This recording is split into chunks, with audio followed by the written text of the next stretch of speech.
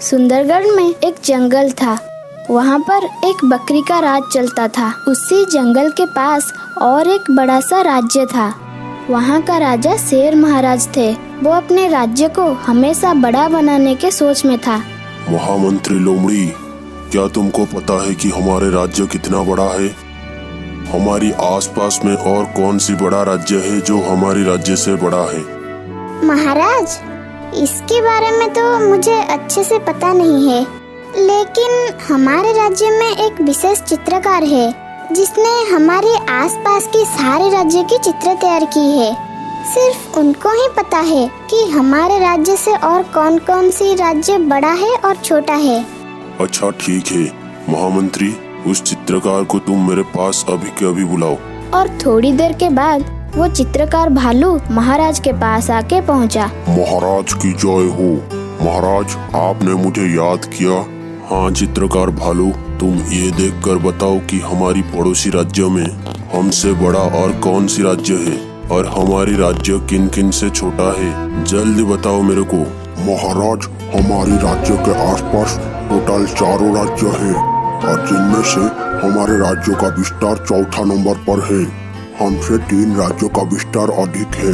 कौन कौन सी है वो तीनों राज्य? महाराज, सबसे पहले तो लाल किला आता है और लाल किला की राजा इस समय चिताबाग है। और दूसरे नंबर पे देश में है मुकुंद प्रसाद और उसका राजा है गोरिल्ला। और तीसरे नंबर पर आता है गोल्डन देश और उसका राजा है छोटू बकरी। अच्छा ठीक है चित्रकार, तुम जा सकते हो अभी। और चित्रकार भालू वहाँ से चला गया। फिर शेर के दिमाग में एक भयानक विचार आया।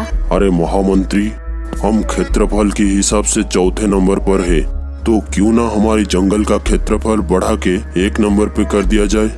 इससे हमारी आसपास की राज्य में हमारा दबदबा बना रहेगा। आपने बोल तो दिया महाराज कि हमारे राज्य को पहले नंबर में कर दिया जाए, लेकिन ये करना इतना आसान भी नहीं होगा। चीता और गोरिल्ला राजा को हराना इतना भी आसान नहीं है। और उनसे भी ज्यादा खतरनाक वो छोटू बकरी है जिसको युद्ध में हराना नामुमकिन है। क्या सच में चीता और गोरिल्ला से वो छोटू बकरी ज्यादा खतरनाक है? ये क्या बोल रहे हो मंत्री? हाँ महाराज, मैं बिल्कुल सही बोल रहा हूँ। आप जब युद्ध करोगे आपको पता चल जाएगा। अच्छा ठीक है, तो फिर छोटू बकरी को सबसे अंत में देखा जाएगा। पहले चीता राजा और फिर गोरिल्ला राजा से युद्ध किया जाए। फिर अगले दिन शेर महाराज चीता राजा से युद्ध करने के लिए चले जाते हैं और चीता के जंगल में जाके उसे पुकारते हैं। अबे ए छपरी चीता, कहाँ है तू? अगर मर्द का बच्चा है तो मेरे सामने आ और मेरा मुकाबला कर। कहाँ छुप कर बैठा है तू, छपरी कहीं का? चुप कर तो वो बैठते हैं शेर सिंह जिनकी हड्डियों में खून के जगह पानी होता है। चल अभी बता, मेरी जंगल में आके क्यों गला फाड़ रहा है? अच्छा ठीक है, अभी पता चल जाएगा कि किसकी हड्डियों में पानी है और किसकी हड्डियों में खून। आज तो मैं तुझे खत्म करके मैं तेरे राज्य को मेरे राज्य में अवश्य मिला लूंगा और मैं इसी मकसद से यहाँ आया हूँ। अरे कोई बात नहीं है शेर सिंह, तुम्हारी ईंट का जवाब हम पत्थर से देंगे।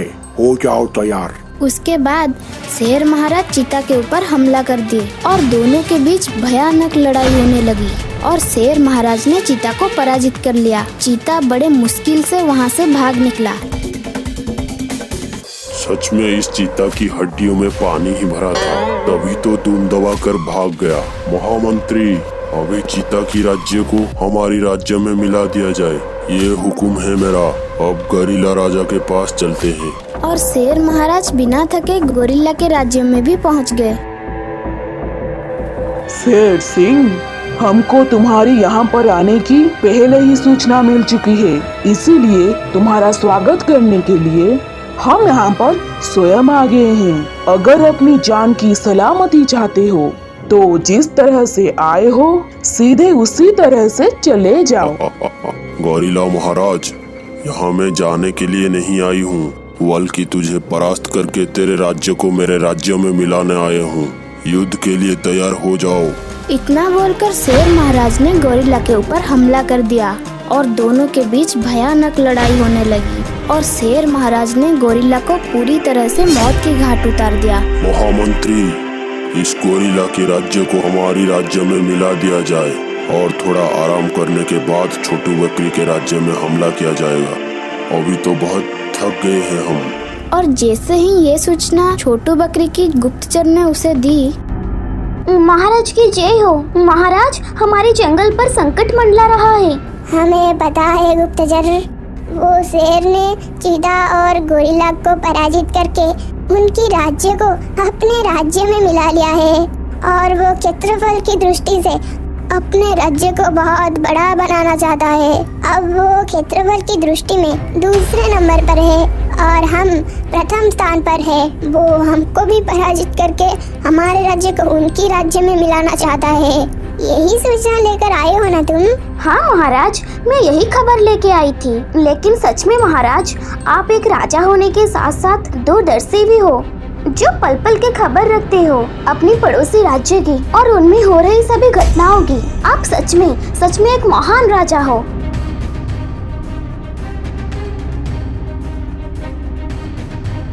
महामंत्री धर्म, हमारे बात को ध्यान से सुनो।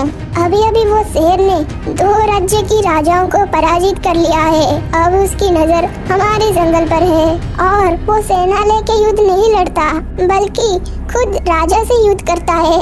अगर वो हमसे युद्ध किया तो हम पराजित हो जाएंगे। इसीलिए तुम अपने भाई वीर को जल्दी बुलाओ। हमारे पास आज रात का ही वक्त है। कल सुबह शेर हमारे जंगल में आक्रमण करने के लिए आएगा। और कुछ ही देर में वीर हाथी आके महाराज के दरबार में पहुंच गया। देखो धर्म और वीर, कल सुबह शेर हमारे जंगल में हमला करने के लिए आ रहा है। इसलिए उससे बात तो हम करेंगे। जब वो हमसे युद्ध करने के लिए हमको चुनौती दे, तब तुम दोनों को हमारा आदेश मिलते ही उस पर आक्रमण कर देना है। और आक्रमण इतनी घातक होना चाहिए जैसे शेर को अपनी नानी याद आ जाए। ठीक है महाराज, हम समझ गए। इस बार शेर सिंह हमारे घातक वार से बचेगा नहीं। महामंत्री, सूर्योदय हो गया है। अब मुझे छोटू बकरी को पराजय करने के लिए जाना पड़ेगा और फिर हमारे राज्य सबसे शक्तिशाली और विशाल हो जाएगा। और आज तुम यहीं पर रहोगे। हम अकेले ही जाके युद्ध करके परास्त करके आएंगे। आप अकेले जाएंगे महाराज? लेकिन क्यों? अच्छा महामंत्री, हमने जो पिछले 2 लड़ाई लड़के आई थी उसमें तुम्हारी जरूरत था क्या? जबकि वो दोनों इस छोटू बकरी से ज्यादा ताकतवर थे। इसीलिए तुम मेरे आदेश मानकर यहीं पर रहो और मेरा आने का इंतजार करना। इस छोटू सा बकरा को मैं निपटा कर अभी आता हूँ। लेकिन महाराज, शत्रु को कभी कमजोर समझना नहीं चाहिए। मैं महामंत्री होने के साथ साथ आपको एक सलाह देता हूँ। कुछ शक्तिशाली सैनिक भी आपके साथ ले जाओ। क्या महामंत्री, हमको कमजोर समझा क्या? हम 2 शत्रु को अभी अभी पराजित करके आए हैं। उसमें हम सैनिक नहीं लेकर गए थे और इस छोटा सा बकरी के साथ लड़ने के लिए हमको सैनिक लेने के लिए बोल रहे हो? क्या तुमको मेरे ताकत पर भरोसा नहीं है? महाराज होने की नाते हमारा अंतिम आदेश है, तुम यहीं पर ही रुको, समझे? उसके बाद शेर महाराज छोटू बकरी के पास जाके बोले, इतनी छोटा सा बकरी, आज तो तुमको पराजित करके हम अपना सपना साकार करेंगे। जो हमने ख्वाब देखा था वो आज पूरा होने जा रहा है। ख्वाब ही रहता है, इसीलिए ज्यादा ख्वाब देखा मत करो। मैं तो तुमसे यही कहना चाहता हूँ शेर सिंह, जिस तरह से तुम इस जंगल में आए हो उसी तरह से चले जाओ। कहीं ऐसा ना हो अपने कदमों से जाने की लायक ना बचो। लगता है मुंह से बोलने की ज्यादा आदत है छोटू बकरी। भुजाओं में भी कुछ दम है तो जरा हमको भी दिखा दो। क्यों नहीं शेर सिंह, तुम्हारा हर सपना पूरा किया जाएगा। आखिर तुम हमारे मेहमान जो हो। महामंत्री धर्म और वीर, जरा शेर सिंह को अपनी भुजाओं का पराक्रम दिखाना। अरे छोटू बकरी, क्या तुम मेरे साथ लड़ाई नहीं करोगे? जिसलिए इस दोनों पहलवान को अपने साथ लेके आया है। एक राजा से ही युद्ध करता है, समझा? हमारे यहाँ ऐसा नहीं होता शेर सिंह। अगर तुम हमारे इन दोनों बहादुर को हरा दिया तो हम अपनी हार स्वीकार कर लेंगे। अच्छा ठीक है, भेजो तुम तुम्हारे दोनों पहलवान को, देखते हैं। धर्म और वीर, उठाकर फेंक दो इस कचरे को हमारे जंगल से।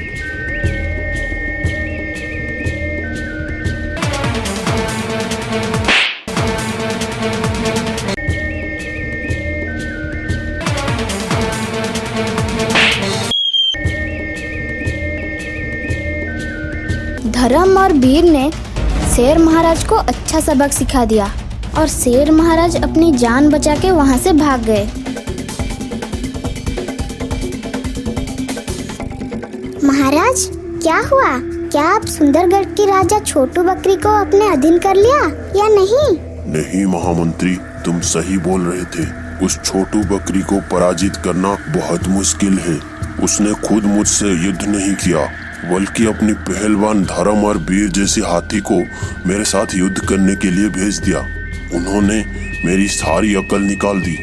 अगर मैं जान बचा कर नहीं भागता तो वो मुझको जान से मार देते।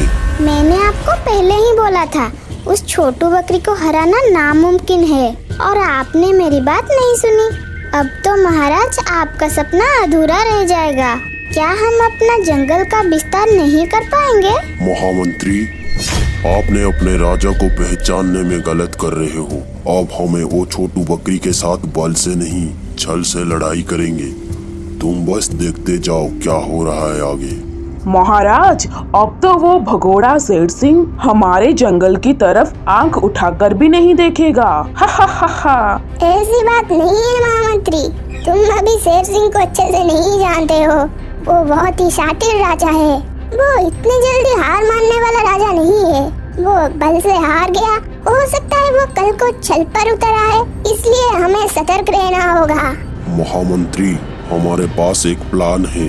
क्या प्लान है महाराज? जरा हमें भी बताइए। इस प्लान से क्या हम उस छोटू बकरी को परास्त कर पाएंगे?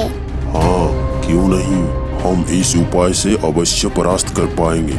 आओ मेरे पास आओ, अब मैं तुमको उपाय बताता हूँ। अब ध्यान से सुनो। और फिर शेर महाराज ने अपना योजना महामंत्री को बता दिया। कुछ ही देर के बाद शेर महाराज छोटू बकरी के जंगल को जाकर एक बकरी के बच्चे को शिकार बना लेते हैं और उसकी हड्डियों को लेकर छोटू बकरी की गुफा के सामने डाल देता है और वहाँ से चला जाता है। अरे महामंत्री, हमारे गुफा के सामने इन हड्डियों को किसने फेंका है? इसको देख के ऐसा लगता है कि जैसे कल रात को ही किसी ने इसे शिकार किया है। वो कौन हो सकता है जो हमारे जंगल के जानवरों को शिकार कर रहा है और हड्डियों को लाके हमारे गुफा के सामने फेंक रहा है? पता नहीं महाराज कौन है, हम इसका शीघ्र पता लगा देंगे। तभी मरी हुई बकरी का माँ वहीं पर आके पहुँचती है। महाराज, मेरा बेटा कल शाम से नहीं मिल रहा है, पता नहीं कहाँ है। महाराज, ये कंकाल तो मेरा बेटे का लग रहा है। ये यहाँ पर कैसे आया? और ऐसा लग रहा है जैसे इसकी कल रात को ही शिकार किया गया है। जरूर ये मेरे बेटे का ही होगा। लेकिन महाराज, ये कौन हो सकता है जो मेरे बेटे को ऐसे शिकार कर सकता है? आपके राज्य में तो सब ठीक ठाक था, अचानक से ये क्या हो गया? और बकरी दुखी मन से लौट रही थी। तभी उसके सामने शेर महाराज की महामंत्री आके पहुंचता है, जो उस जंगल में आया हुआ था। अरे बकरी, तुम दुखी होके कहाँ जा रहे हो? क्या हुआ है तुमको? सब ठीक तो है ना? कुछ भी ठीक नहीं है। मेरे बेटे को कौन मार दिया है कल रात को। रात को तुम्हारे बेटे को किसने मार दिया है? क्या तुमने उसकी हड्डियों को ढूंढने की कोशिश की? अरे तुमको मिला या नहीं? हाँ मिला, हमारे महाराज की गुफा के सामने पड़ी थी। पता नहीं किसने मार दिया। क्या सच में तुम्हारे महाराज की गुफा के सामने मिला? इससे पता चलता है तो तुम्हारे महाराज ने ही उसे मारा होगा और उसका मांस खा गया होगा और हड्डियों को वहीं पर फेंक दिया होगा। लेकिन हमारा महाराज तो शाकाहारी है, वो तो मांस नहीं खाते। अरे वक्त बदलने देर नहीं लगती। बकरी बहन कब शाकाहारी से मांसाहारी बन जाए और कब मांसाहारी से शाकाहारी बन जाए, किसी का क्या भरोसा। जरूर तुम्हारे राजा ने ही उसे मारा है और वो अब मांसाहारी बन गए हैं। वो मासूम जानवरों को भी खा जाते हैं। और क्या तुम उस मांस खाने वाले को अपना राजा मानते हो? फिर सारे जंगल में ये बात चर्चा हो जाता है कि छोटू बकरी अब मांस खाता है। महाराज, सारे जंगल में ये बात फैल रही है कि महाराज अब मांस खाते हैं और एक मांस खाने वाला कभी राजा नहीं बन सकता। पूरा जंगल आपके खिलाफ हो गया है। महामंत्री, तुम तो जानते हो मैं तो शुद्ध शाकाहारी हूँ। मैं तो घास और फल के सिवा और कुछ नहीं खाता। तुमको तो सब पता है ना। और कौन है जो हमारे जंगल में भ्रम फैला रहा है? अरे क्या छोटू महाराज, इसमें भ्रम की क्या बात है? अभी तो पूरा जंगल ही जान गया है कि तुम अपने राज्य की जानवर की मांस खा जाते हो। क्या सच में एक राजा को ये शोभा देता है? हाँ शेर महाराज, आप सही बोल रहे हो। ऐसे राजा को तो राजगद्दी छोड़ देनी चाहिए। मेरे बेटे की हड्डी भी महाराज छोटू बकरी की गुफा के सामने मिली थी। मेरे बेटे को भी इस छोटू बकरी ने ही खाया है। अब किस किस का मुंह बंद करोगे छोटू बकरी? अब तुम इस जंगल से भाग जाओ, वरना मैं तुम्हारे प्रजा के साथ मिलकर तुम्हें मार दूंगी। क्योंकि मैंने यहाँ की प्रजा से वादा किया है कि आगे जाकर मैं प्रजा की हिफाजत करूंगी, अगर वो मुझे अपने राजा बना देते तो। शेर सिंह, तुमको राजा नहीं, तुमको तो किस सर्कस में होना चाहिए था। तुम्हारी हरकतें तो जोकर जैसी है। पता नहीं तुम जैसे को राजा किसने बना दिया। तुमको क्या लगा तुम्हारे इस घटिया प्लान के बारे में मुझे नहीं पता। हमको बहुत अच्छी तरीके से मालूम है कि हमारी गुफा के सामने वो हड्डी तुम्ही ने ही डाली थी और तुमने ही वो बकरी की बच्ची को अपना शिकार बनाया था और तुम्ही ने ही उसकी मांस खाया और हड्डियों को भी हमारी गुफा के सामने फेंक दिया और मेरे ही प्रजाओं को मेरे खिलाफ भड़का दिया। तुम्हारी हिम्मत को तो मानना पड़ेगा शेर सिंह, और बहादुर बनकर हमारे ही सामने खड़े हो। लेकिन तुम भूल गए हम राजा हैं। तुम्हारे इस कर्तव्य के बारे में मुझे पहले से ही पता था। जहाँ से तुम बल से हार जाते हो वहाँ पे तुम छल का प्रयोग करते हो। इसमें छल की क्या बात आई? पूरी जंगल जान चुका है कि तुमने उस मासूम बच्चे का जान लिया है और तुम्हारी गुफा के सामने उसकी हड्डियाँ मिली थी। उसका मतलब तुमने ही उसे खा लिया है। अच्छा शेर सिंह, तुमने कभी सीसीटीवी के बारे में सुना है? खैर छोड़ो, आज मैं तुम्हें बता देता हूँ। हम अपनी जंगल में जगह जगह पर सीसीटीवी कैमरा लगवाए हैं। एक कैमरा हमारे गुफा के सामने भी लगा है जिसमें तुम साफ साफ दिख रहे हो कि उस बच्ची की हड्डियाँ तुम्ही ने ही डाली थी।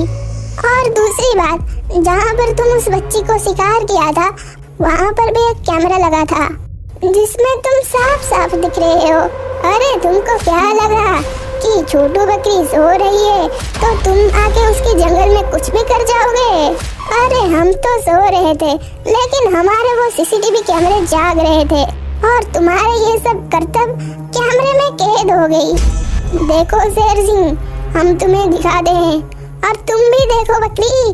फिर छोटू बकरी ने शेर सिंह को वो सीसीटीवी फुटेज दिखा दी।